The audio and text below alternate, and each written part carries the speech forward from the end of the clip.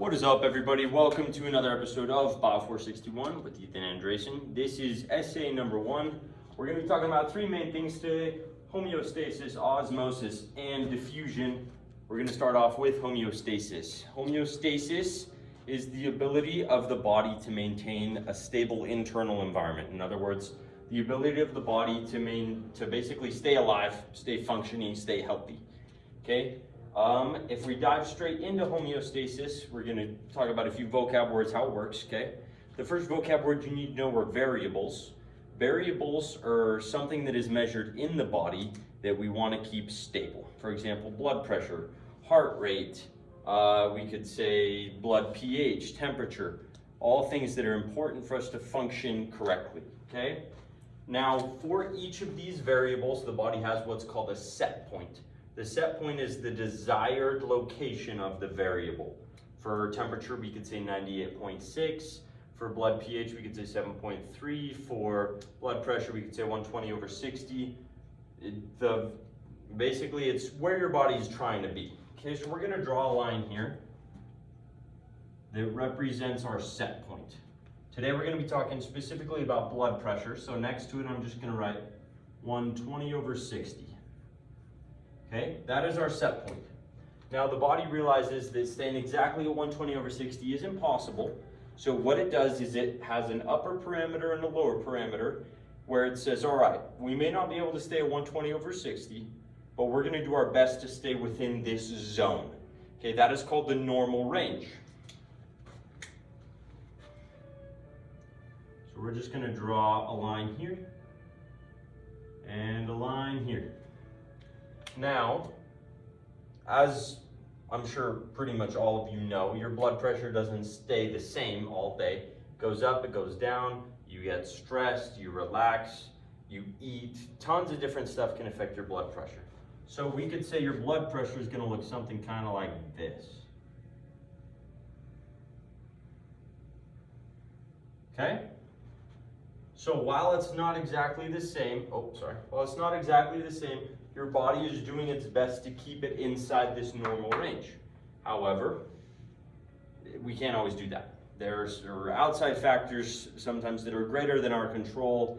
You can get injured. A bunch of different stuff can happen that can cause your blood pressure to change. So let's say that instead of going back up right there, let's say your blood pressure drops down here, okay? So right there we could say, let's say you're at, 90/50, okay? So blood pressure you definitely don't want to be at. Now there are two more zones on either side of the normal range. Let me draw them for you. You have your, let me erase this for a second. You have your non-lethal zone. This is basically where the body's saying, all right, I don't like where we're at, but I'm not gonna die. Then below that, you have your lethal zone that I'll just kind of shade in right there and right here. This is where you will die if you don't get out of. Okay, back to our example. So your blood pressure is going down. Let's say it's in the non-lethal zone. We'll put an X there for now. Your body has sensors, receptors, okay, different parts of the body depending on what we're trying to measure. But basically what a receptor is going to do, it's going to say, all right, I can tell our blood pressure is low. I don't like that. Let's get this back up, okay? So what your receptor is going to do, ignore the osmosis part for now. Actually, I'll just erase that. We'll write it back up in a minute. So let's say you have your receptor right here, okay? Doing his job, he senses that blood pressure is low. What he's going to do is he's going to send a signal, okay? He's going to send a signal through what is known as the afferent pathway. The afferent pathway is the signaling pathway that tells what is known as the control center, or the boss, that something is wrong. Now, it is important to know that neither the sensor nor the afferent pathway actually, they directly do not change the variable, or they do not, for example, in this case, the sensor does not send a signal saying, change your blood pressure, raise it.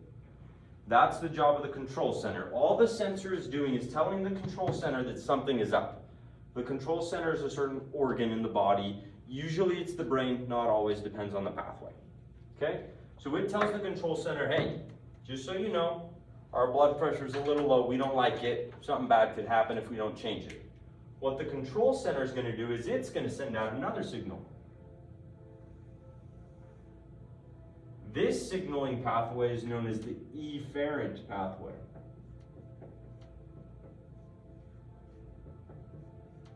And that signal goes all the way to what is called an effector.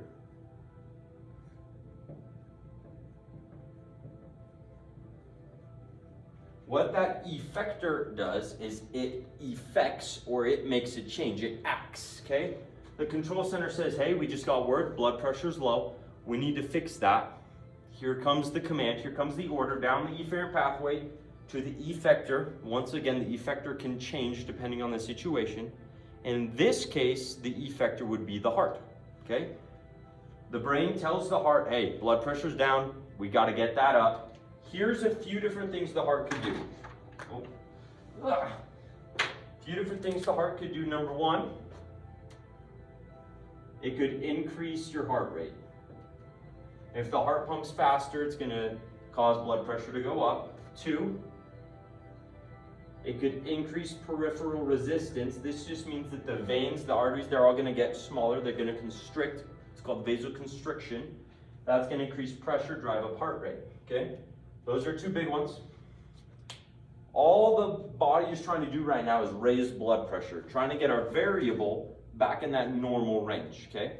This whole process of trying to get a variable into the normal range is known as a negative feedback loop.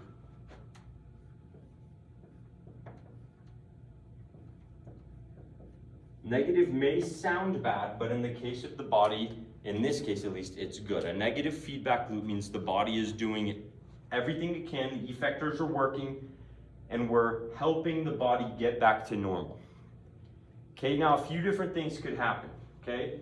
Say blood pressure's down, all this pathway occurs, the heart starts pumping faster, vessels start constricting, but it's just not enough, okay? Let's say our blood pressure dropped too low, we're gonna die. So the effector's working, it's doing its job, it's not enough, so this is known as a negative inadequate pathway. It's basically saying